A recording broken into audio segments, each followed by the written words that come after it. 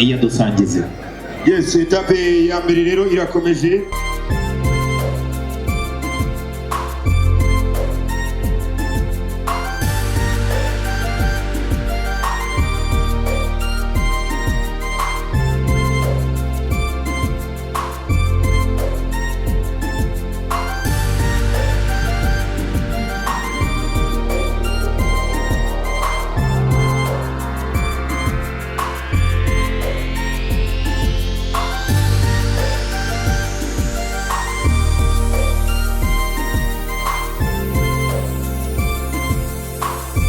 What do you want me to do? Talk? Yeah, okay. Yeah.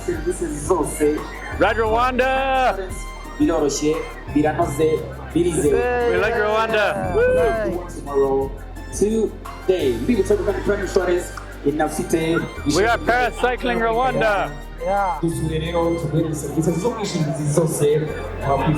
Thank you, Rwanda, for welcoming the paracycling. Yeah. Yishimiye cyane ku Rwanda ku byo rugenda rukora ku bantu bafite ubumuga.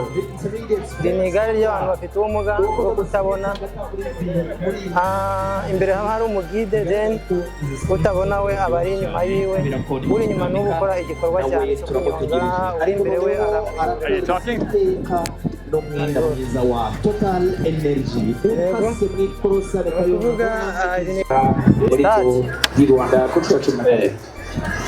And of course, we're talking about Rwanda.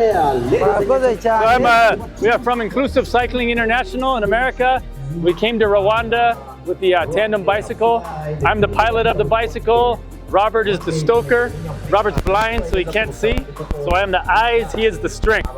He is the muscles, I am the eyes. On this two-person bicycle. Okay, no kuvuga iri ni igare ry'abantu bafite ubumuga bwo kutabona. Imbere haba hari umuntu umwe w'umugide ari nawe ayobora, inyuma haba hicaye umuntu utabona ufite ubumuga bwo kutabona nk'uko nanjye mfite ubumuga bwo kutabona. Njyewe ndanyonga cyane wakayobora gusa, urebye akazi kose umuntu utabona niwe ugafite. Akaba ari njyewe umuntu ugaragara cyangwa se akaba ari njyewe ugaragara nk'imbaraga cyane mu gutwara ikinyabiziga cy'igare. This bike is the tandem bicycle.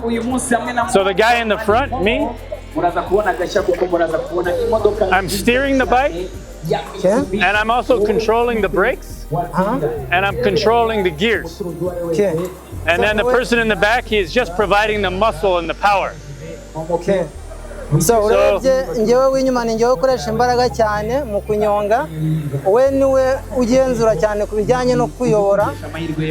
Iyo tugeze hano hazamuka niwe uhindura akamenya ngo tugeze ahafata feri, tugeze aho ari bwongeze, then njyewe ni njyewe ukoresha imbaraga cyane mu bijyanye no kunyonga. Ariko we ikintu akora ni ukuyobora gusa nta kindi. So we work together. We work together to be a strong team. Hand cycles, everything is pretty much the same as like a regular bicycle. The only difference is that you're pedaling with your hands.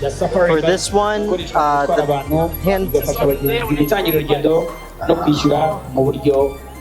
you can turn like this using the axle, and then the brakes are in the front here.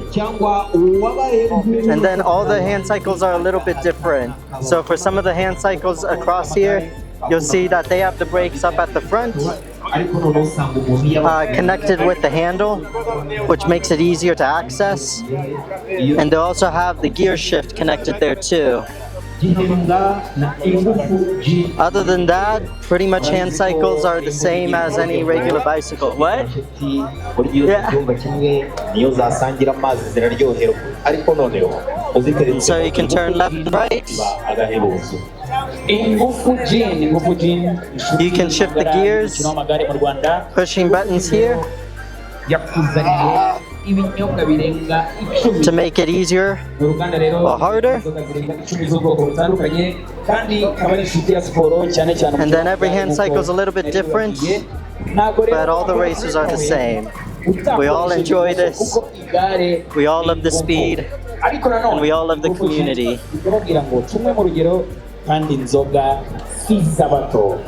Alrighty. ubwenegihugu bwinshi buri muri Tour du Rwanda ndabizi imihanda yose barimo. How much more footage? Finished, yeah. menshi ndetse n'ijambo inyange mu nzira yaryo ubaza kubera iki nuko ari umunsi wihariye